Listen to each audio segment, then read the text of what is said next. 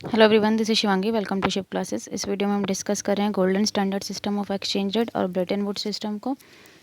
तो जो हम ये टॉपिक डिस्कस कर रहे हैं ये आपकी 12th की मैक्रो की बुक है, उसमें से हम डिस्कस कर रहे हैं TRJN। तो गोल्ड स्टैंडर्ड सिस्टम क्या है? Gold standard system of exchange rate is an old variant of fixed exchange rate system. तो ये ओल्ड वेरिएंट है फिक्स्ड एक्सचेंज रेट सिस्टम का। Fixed exchange rate, flexible exchange rate को भी पढ़ के जाना एक्सचेंज रेट का टॉपिक, जो आपको मिलेगा MEC 002 की प्लेलिस्ट में। ठीक है, सेकेंड ईयर का आपका सब्जेक्ट, फर्स्ट ईयर का सब्जेक्ट है MEC 002 मैक्रो। ठीक है, वहाँ से आप फिक्स्ड फ्लेक्सिबल एक्सचेंज रेट वहाँ से कवर कर लेना। फिक्स्ड एक्सचेंज रेट में क्या होता है कि गवर्नमेंट इंटरवेन करती है एक्सचेंज रेट को फिक्स करने के लिए कि क्या कितने डॉलर कितने रुपये के बराबर होना चाहिए। मतलब फॉरेन करेंसी, कौन सी फॉरेन करेंसी हमारे डोमेस्टिक करेंसी के इक्वल होनी चाहिए। लेकिन जो एक्सचेंज रेट फॉलो होता है वो फ्लेक्सिबल एक्सचेंज रेट फॉलो होता है, फिक्स एक्सचेंज रेट अब फॉलो नहीं होता है। तो इस सिस्टम में क्या है, according to this system gold was taken as the common unit of parity between currency of different countries. तो इस सिस्टम के अकॉर्डिंग जो गोल्ड था, ठीक है, अगर दो कंट्री के बीच में करेंसी का डिसाइड करना है कि भाई $1 कितने रुपए के बराबर होगा या $1 कितने पाउंड के बराबर होगा, तो पहले उनको किसके अगेंस्ट रखा जाता था? गोल्ड के अगेंस्ट। ठीक है, अभी हम एग्जाम्पल देखेंगे तो आपको समझ में आ जाएगा। Each country was to define value of its currency in terms of gold. तो सभी जो कंट्री थी अपनी करेंसी की वैल्यू किस में डिफाइन करती थी? गोल्ड में। Value of one currency in terms of other currency was fix considering gold value of each currency. तो जो करेंसी की वैल्यू होती थी एक करेंसी की दूसरी करेंसी में, जो फिक्स की जाती थी वो किसे देख के की जाती थी? गोल्ड को देख के, गोल्ड वैल्यू को। अब देखो एग्जाम्पल से आपको पूरा क्लियर हो जाएगा।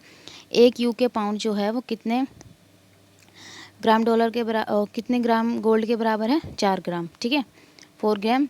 और $, जो है एक $, वो 2 ग्राम डॉलर के बराबर है। तो एक UK डॉलर कितने $, के बराबर हो जाएगा?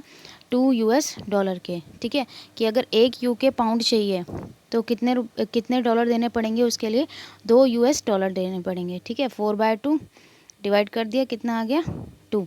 ठीक है, कि भाई एक UK पाउंड कितने गोल्ड के बराबर था? 4 ग्राम गोल्ड के। और एक $, 2 ग्राम गोल्ड के।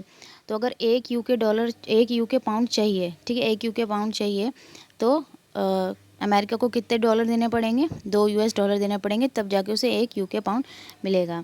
तो यहाँ जो एक्सचेंज रेट का रेशियो है वो है 1:2। ठीक है, तो यहाँ पे this system of exchange was also known as mint par value of exchange और mint parity. Mint value of currency implied gold value of the currency. तो यहाँ इसको mint par value of exchange भी बोला जाता है। तो बाकी आप डिटेल में अपनी बुक्स में पढ़ लेना। आई होप आपको ये जो गोल्ड स्टैंडर्ड सिस्टम है ये क्लियर हो गया। आप चलते हैं ब्रेटन वुड सिस्टम की तरफ, जिसे हम एडजस्टेबल पैक सिस्टम भी कहते हैं। ब्रेटन वुड सिस्टम में कुछ एडजस्टमेंट अलाउड होती है, इसलिए से एडजस्टमेंट पैक सिस्टम भी कहा जाता है। ठीक है, अब इसमें क्या क्या था? Different currency were pegged to one currency that is $। जो डिफरेंट करेंसीज थी, मतलब अलग अलग देशों की जो करेंसी है उनको एक से ही रिलेट किया जाता था। किससे? $। से। ठीक है, $। Was assign gold value at a fix rate. और $। की जो वैल्यू थी वो असाइन की जाती थी गोल्ड वैल्यू के एक फिक्स रेट पे। Value of one currency in terms of $, ultimately implied value of that currency in terms of gold. तो वैल्यू जो थी वह एक करेंसी की किस में? Terms of $। में। ठीक है, वो किसके इक्वल होती थी? Ultimately implied to the value of currency in terms of gold. ठीक है, कि वो उस करेंसी की वैल्यू किस में? गोल्ड के टर्म्स में।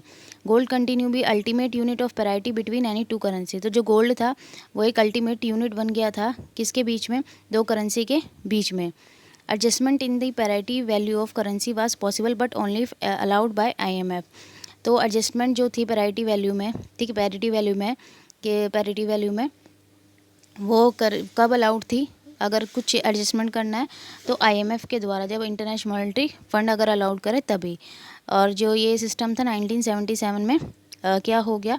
ख़त्म हो गया, और इसकी जगह flexible system of exchange rate जो था वो आ गया था, क्योंकि ये ज़्यादा चला नहीं।